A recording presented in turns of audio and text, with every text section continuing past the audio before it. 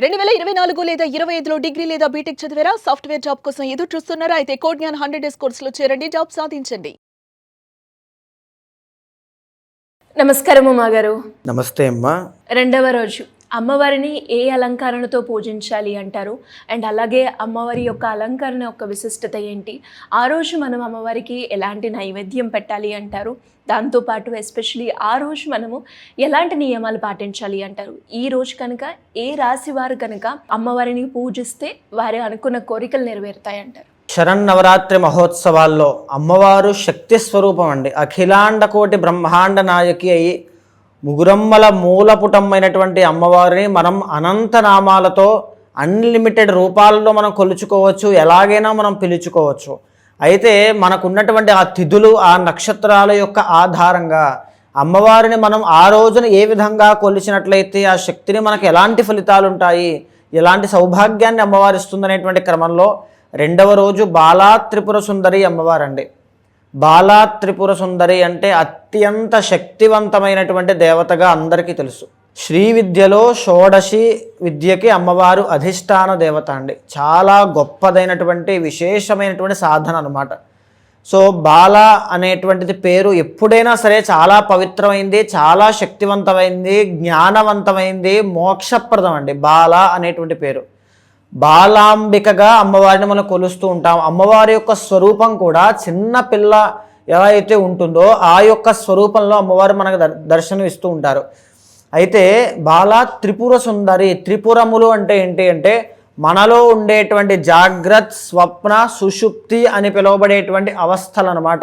మనం ఎన్ని జన్మలెత్తినా సరే, ఎన్ని జన్మలెత్తినా అండి, ఈరోజు మీరైనా నేనైనా ఎన్ని జన్మలెత్తినా ఈ జాగ్రత్త, స్వప్న, సుషుప్తి అని పిలువబడేటువంటి మూడు అవస్థల్లోనే మనం తిరుగుతూ ఉంటాం.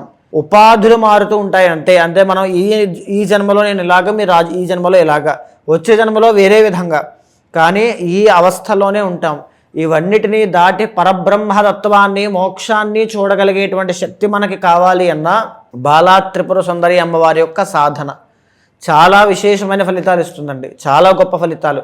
అమ్మవారి యొక్క శక్తి స్వరూపం కూడా భండాసురుడు యొక్క కుమారుల్ని 30 మంది చంపడానికి వెళ్ళినప్పుడు హంసలతో లాగబడేటువంటి రథం మీద అమ్మవారు వెళ్ళింది అని చెప్తారండి. హంసలు అంటే ఇక్కడ ఏంటి అంటే, ఇక్కడ మహన్యాసంలో కూడా చాలా మన యొక్క అభిషేక ప్రకరణంలో కూడా మహన్యాసం చెప్పినప్పుడు హంసో హంసస్సో హంసః పరమ హంస అని చెప్తాం. అంటే ఏంటి అంటే ఉచ్ఛ్వాస నిశ్వాసలు అన్నమాట. మనం ఊపిరి అన్నమాట. మన ఊపిరి ద్వారా మన ప్రాణశక్తిని ఎలా బిల్డ్ చేసుకోవాలి, మన ఆరాని ఎలా పవర్ఫుల్గా మార్చుకోవాలి, మనలో ఉండేటువంటి దుర్గుణాలని, తర్వాత ఈ కామ క్రోధ లోభమోహ మదమాత్సల్యాలని ఎలా అణిచివేయాలి, మనకి మనమే ఆత్మజ్ఞానాన్ని ఎలా పొందాలి, మోక్షానికి మనల్ని మనమే ఎలా దర్శనం చేసుకోవాలి అనేటువంటిది చెప్పే తత్వమే బాలా త్రిపుర సుందరి అమ్మవారండి. చాలా శక్తివంతమైనటువంటి స్వరూపం అమ్మ. అయితే అమ్మవారి యొక్క ఆరాధన ఎలాంటి మనకి లాభాలు ఇస్తుంది అంటే, కొంతమంది పిల్లలకి బాల అరిష్ట దోషములు అని ఉంటాయండి.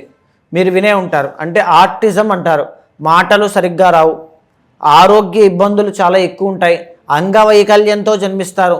పిల్లలకి ఎదుగుదల అనేటువంటిది ఆగిపోతుంది. కొంతమంది ఒక చెయ్యి బాగుంటుంది, ఇంకొక చెయ్యి విషయంలో కాస్త ఇబ్బంది ఉంటుంది. సంథింగ్ అది చెయ్య సరిగ్గా లేదండి, అది పుట్టేటప్పుడు సంథింగ్ ఇబ్బంది జరిగింది అంటూ ఉంటారు. అలాంటి ప్రాబ్లమ్స్ ఉన్న బాల అరిష్ట దోషముల వల్ల చిన్న వయసులో గాయాలు, యాక్సిడెంట్స్, ప్రమాదాలు ఎక్కువగా జరుగుతాయండి. అది 1 నుంచి 4 సంవత్సరాల్లోపు జరిగితే తల్లి యొక్క కర్మ వల్ల, 4 నుంచి 8 సంవత్సరాల్లోపు జరిగితే తండ్రి యొక్క కర్మ వల్ల, 8 నుంచి 12 అయితే శిశువు యొక్క కర్మ వల్ల అవి సంభవిస్తాయండి. అంటే ఆ శిశువు మరణించినా ఆశ్చర్యపడక్కర్లేదన్నమాట. అలాంటి పరిస్థితులు కూడా ఉంటాయి. ఇంకొకటి ఏంటి అంటే, ఈ బాల అరిష్ట దోషముల్లో ఆ పిల్లలు పుట్టిన తర్వాత తల్లిదండ్రులకి నష్టం కలగడం, ఆర్థిక నష్టాలు, రుణబాధలు, వ్యాపార నష్టాలు, ఉద్యోగం పోవడం, ప్రశాంతత లేకపోవడం, ఇలా ఉంటాయి. సో ఇలాంటివి ఏ సమస్యలు ఉన్నా సరే అమ్మ, పిల్లలకి సంబంధించిన ఏ దోషాలున్నా, వాళ్ళు దుర్వ్యసనాలు పాలన పడుతున్నారనుకున్నా ఆ రోజున, రెండవ రోజున బాలా త్రిపుర సుందరి అమ్మవారి యొక్క ఆరాధన తప్పకుండా చేయండి. 100% మీకు రిజల్ట్స్ కనబడతాయి. ఆ అమ్మవారికి పూజ చేసి అమ్మవారి యొక్క లాకెట్ కానీ ఏదైనా పిల్లల మెల్లో వేయండి. బాల అరిష్ట దోషాలన్నీ అక్కడితో పోతాయి. వాళ్ళ ఆరోగ్యం కూడా చాలా బాగుంటుంది. అందరికీ చెప్పండి. ఇంకొకటి ఏంటి అంటే, ఆ రోజున చిత్తా నక్షత్రం అవుతుందండి.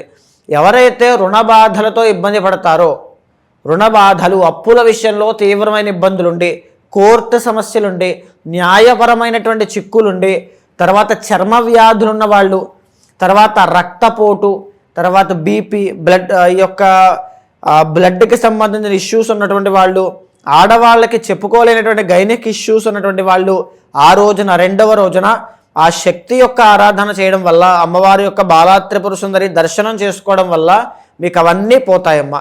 ఇవే కాకుండా రియల్ ఎస్టేట్ వ్యాపారం చేసేవాళ్ళండి, ఎవరైతే భూములు అమ్మి కొని చేసి భూమికి సంబంధించిన వ్యాపారం చేసే వ్యవసాయదారులు, లేకపోతే రియల్ ఎస్టేట్ వ్యాపారస్తులకి కూడా రెండో రోజు బాలా త్రిపుర సుందరి అమ్మవారి దర్శనం చేసుకోవడం చాలా శుభప్రదము, ఆనందదాయకంగా మీకు రిజల్ట్స్ కనబడతాయి. 1, 2 కాదండి, ఉన్నటువంటి అన్ని దోషాలు వాటికి సంబంధించి అన్నివి పోతాయి. ఇంకొకటి ఏంటి అంటే కుజదోషం అండి. చాలామంది ఆడవాళ్ళకి కానీ మగవాళ్ళకి కానీ కుజదోషము ఉండడం వల్ల ఇద్దరి మధ్యలో మ్యారిటల్ లైఫ్లో ప్రాబ్లమ్స్ రావడం, సంతానము కలగకపోవడం అనేటువంటిది జరుగుతూ ఉంటుంది. అలాంటి వాళ్ళకి కూడా ఈ అమ్మవారు బాలా త్రిపుర సుందరి అమ్మవారికి రెండవ రోజు అర్చన చేయడం వల్ల ఖచ్చితంగా వాటి నుంచి బయటపడతారు. ఇంకొకటి, అమ్మవారు బాలా త్రిపుర సుందరి అమ్మవారు అభయహస్త ముద్ర అనేటువంటిది ధరిస్తూనే అక్షరమాలతో ఉంటారన్నమాట. ఇది దేనికి సంకేతము అంటే, జీవితంలో నేను ఎంత కష్టపడినా నా జీవితంలో దేనికి ఆ రిజల్ట్స్ రావట్లేదు, మేము చిన్నప్పటి నుంచి కష్టపడుతూనే ఉన్నామండి, ఏమీ రిజల్ట్స్ లేదు, నాకు ఏది కలిసి రాదు, అసలు నాకు దేవుడే లేడనిపిస్తోంది అనుకుంటే కూడా అమ్మవారు బాలా త్రిపుర సుందరి అమ్మవారు మీకు ఒక చక్కని మార్గాన్ని ఏర్పాటు చేస్తుంది. రెండో రోజు తర్వాత 100% చేయండి.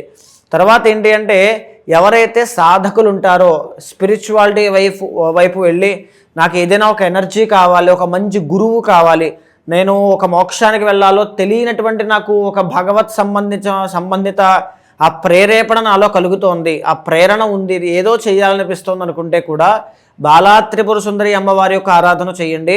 అమ్మవారు మీకు ఒక మంచి గురువుని చూపిస్తుంది, అమ్మవారు మీకు ఒక దారిని చూపిస్తుంది. స్పిరిచువల్గా మీరు ఎదగడానికి కావాల్సినవన్నీ కూడా అమ్మవారే సమకూర్చి పెడుతుంది. ఈరోజు అమ్మవారికి ఏ నైవేద్యం సమర్పించాలి అంటారు? అమ్మవారికి బెల్లంతో తయారు చేసినటువంటి పాయసాన్ని సమర్పించండి. ఎందుకు అంటే, ఏది ఎలా జరిగినప్పటికీ కూడా అమ్మ ఆధ్యాత్మికత, మోక్షము, ఆనందము, ఇవన్నీ, ఆనందము అంటే మనసుకు సంబంధించిందండి, ఆధ్యాత్మికత కూడా మనసుకు సంబంధించిందే, తర్వాత మోక్షము అనేటువంటిది ఆత్మకి సంబంధించినటువంటిది. సో ఇవన్నీ కూడా లోపల ఉండేటువంటి భగవత్ సంబంధ విషయాలండి. పాయసము అనేటువంటిది అమ్మవారికి సమర్పించడం వల్ల నిజానికి అదే మధురమైనటువంటి జీవితం, మోక్షానికి వెళ్ళడం అంత గొప్పదైనది ఏదీ లేదు. సో పాయసం అమ్మవారికి సమర్పించడం వల్ల ఇప్పుడు నేను చెప్పినటువంటి అన్ని గుణాల్లోనూ కూడా అమ్మవారు మీకు తొందరగా ప్రసన్నమవుతుంది. ఆ గుణాన్ని మీరు సమర్పిస్తున్నారంటే మీరు ఏం కోరుకుంటున్నారు అనేటువంటిది కూడా అమ్మవారికి అర్థమవుతుంది. అమ్మవారిని పూజ చేసే సమయంలో ఏ మంత్రం జపం చేస్తే మంచి జరుగుతుంది అంటారు? సో బాలా త్రిపుర సుందరి అమ్మవారికి చాలా రకాలుగా మూల మంత్రాలు అనేటువంటివి చెప్పబడ్డాయండి. అయితే అన్నిటికీ మూలము ఆ లలితా పరమేశ్వరి అమ్మవారు, బాలా త్రిపుర సుందరి అమ్మవారే కాబట్టి ఓం శ్రీమాత్రే నమః అనేటువంటి మంత్రాన్ని 216 సార్లు జపం చేయండి సాయంత్రం వేళ. ఆ రోజున బాలా త్రిపుర సుందరి అవతారం రోజున, రెండవ రోజున చిన్నపిల్లలు ఆడపిల్లలు 4 సంవత్సరాల నుంచి 6 సంవత్సరాల వయసులో ఉండే పిల్లలు ఎవరైనా ఉంటే వాళ్ళని అమ్మవారుగా భావించి పూజ చేయండి. తప్పకుండా మీకు అమ్మవారి కటాక్షం ఏదో ఒక రూపంలో, ఒక స్త్రీ రూపంలో, ఒక ధన రూపంలో, ఒక గుడ్ న్యూస్ రూపంలో వింటారు. థ్యాంక్ యూ అమ్మగారు, థ్యాంక్ యూ సో మచ్. నమస్తే.